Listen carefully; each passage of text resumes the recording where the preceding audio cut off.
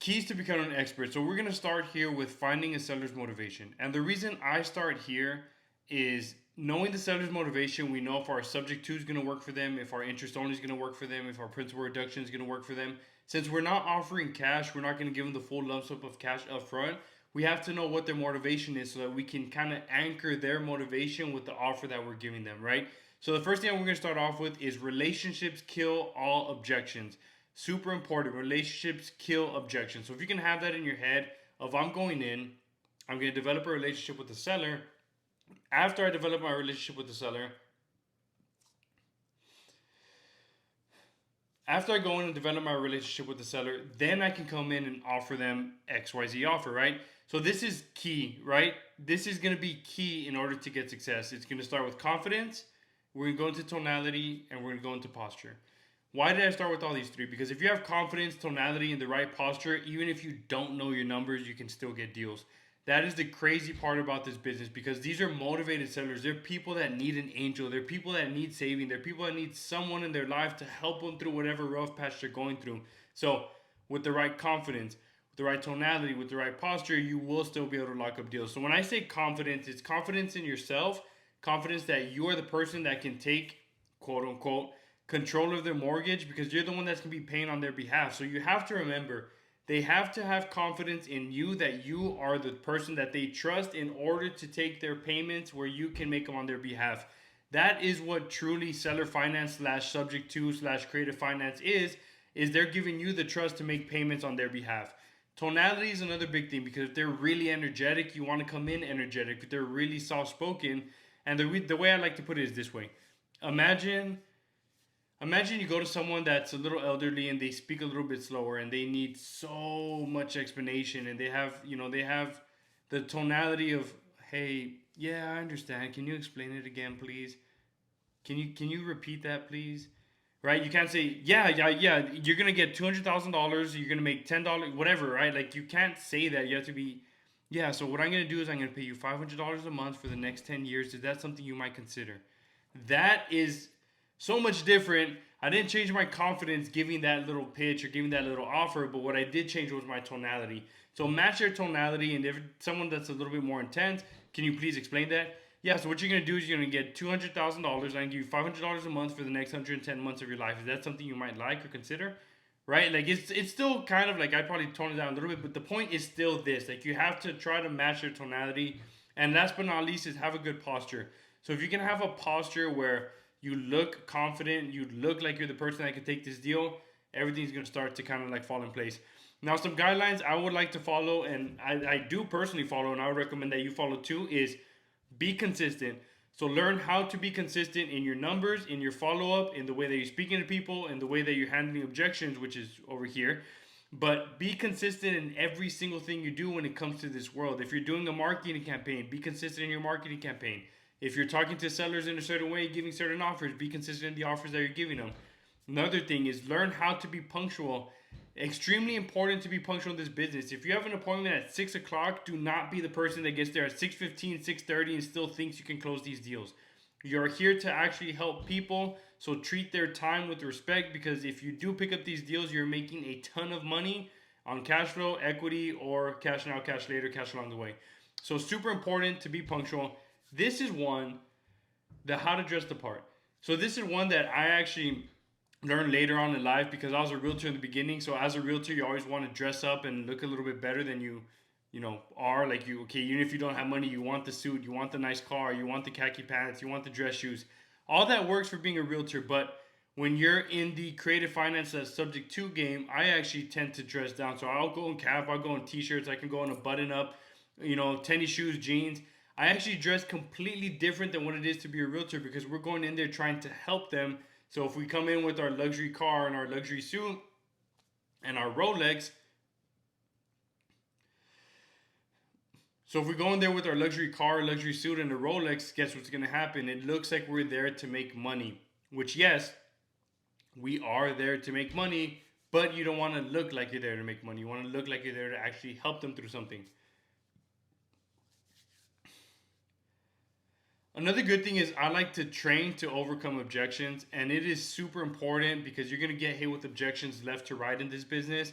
So the better trained you are to overcome objections, the more deals you're going to close. If they tell you, for example, what happens if you don't make the monthly payments? Well, if I don't make the monthly payments, then you know what? You can actually default on me and foreclose on me. So all the equity that I have built up into this property, let's say it happens 5 years down the road, you can actually become the owner and take back that equity, right? Even something like that is learning how to overcome the objections for the situation that you're in. But usually the objections tend to, what if you don't make the payments? What if my credit gets fucked up?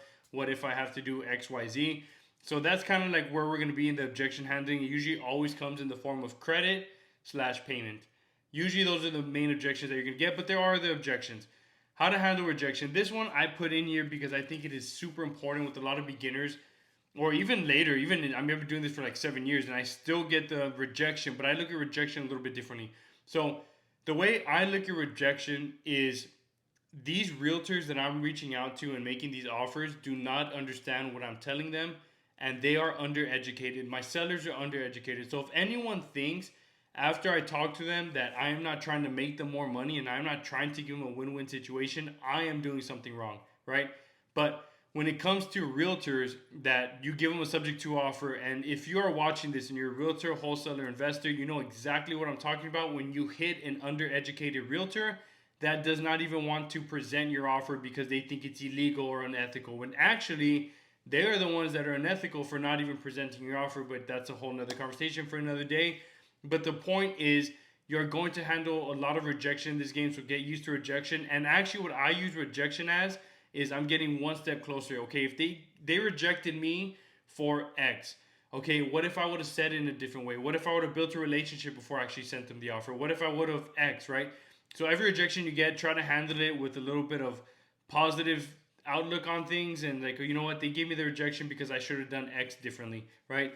So how to build a relationship with everyone. Also, another very important thing, build a relationship with sellers, with realtors, with banks, with attorneys, with just everybody you know, because you never know what someone is going through today.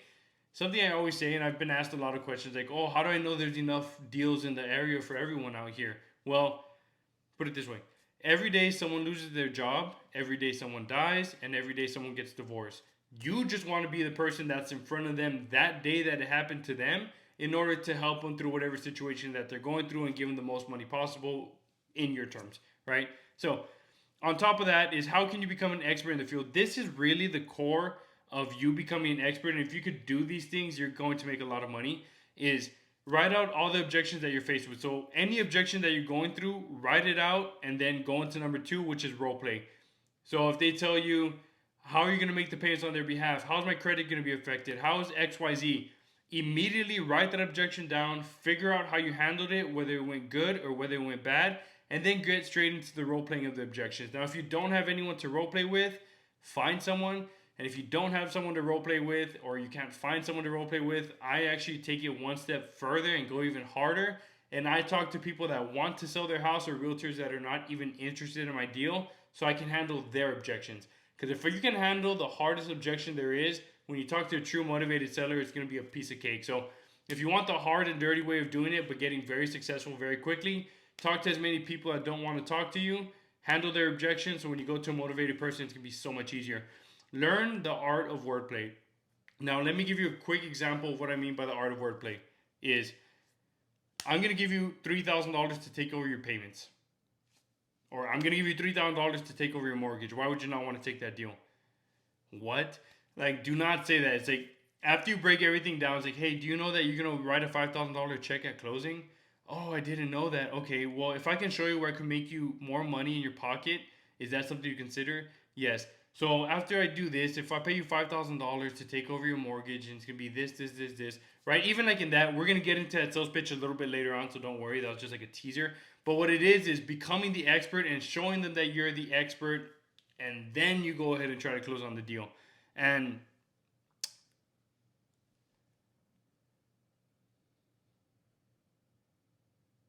okay. And then on top of that is, how can you say things in uncommon ways? And on top of that is, how can you say common things in uncommon ways, which is kind of what I just went into. If I can give you more money at closing, or if I can make you $10,000 at closing, is that something you'd consider? Yes. That sounds very uncommon too. I'm going to give you $10,000 to take over your monthly payments. You see where the difference is, right? So try to say the common thing that everyone is saying, which I'm going to give you money to take over payments. Just learn how to say it in an uncommon way where it sounds so much nicer to the seller. Do not sound like everyone else. So thankfully for you, we're going to go through some in-depth things of the actual way where I come in and I actually talk to these sellers and I teach them. Because remember, this is a game of educating the sellers and teaching the sellers slash realtors. So if we can learn how to do things and where we don't sound like everyone else, you're going to get a lot more deals. Everyone in the wholesale industry has been trained by someone in the wholesale industry, so have a peace of mind that guess what? This is a creative finance course, so a lot of the things I say, I'm going to say gems without me even knowing about it, just the way I talk. But be trained by someone that's in the creative finance world because we have a very different way of saying things because we say things that always are a win-win situation. The wholesale industry and the realtor industry is completely different from the creative finance slash subject to world. So if you're barely getting introduced to this, welcome, because it is a whole different introduction. I mean, it's a whole different this is a whole different sales pitch that we have on this side in order to create win-win situations that probably a lot of you haven't heard of, or if you have, hear it and take action on what you're going to hear. And then how can you sound like an expert in the creative finance industry? After we go through everything we go through in this course, you will be, I'm not going to say an expert, but you'll be pretty close. And with the reps that you put in, then you will become an expert in this industry. Learn the art of presenting a deal. This right here, whether you know your numbers or not, this right here is the art of presenting the deal. Because if you have your confidence, tonality, and posture right, if you get this far, you're gonna make money regardless, just because you're probably gonna get the contracts. But you're gonna listen. So learn to listen to these people when they're talking. Show them that you listen. So just say, for example, you're talking to them and say, yeah, my kids live in Dallas and I want to go to Dallas too. School starts in August. It's May right now, and I just want to make sure I sell my property before. Okay, that's when you're talking to them. Then you show them that you listen. Hey, you told me that you want to go to Dallas by August. Is that correct? Cool. Then you go into to become the expert. You told me you wanted to list your property. Right now, we're already getting kind of close to June, right? Yes. So the average days on market is 90 days on the property. Is that something you're aware of? Yes or no, whatever the answer. Are you going to list it with a realtor or are you going to decide not to list it with a realtor? Well, my friend's a realtor and I want to list it. Okay. So the average days on market is 90 days. After closing costs and commission, you're actually going to have to write a $5,000 check. Is that something you expected? No. If I can show you, which goes into here, different options that they may have for situations. If I can show you a way where I can put $5,000 to $10,000 in your pocket and close within 3 weeks, is that something you might consider? Yes. Then you take them to Maui, which is the figure of speech of take them to their paradise that they're looking for, and then you close on the deal. That right there is kind of a way that you transition from showing that you listen to become the expert to close.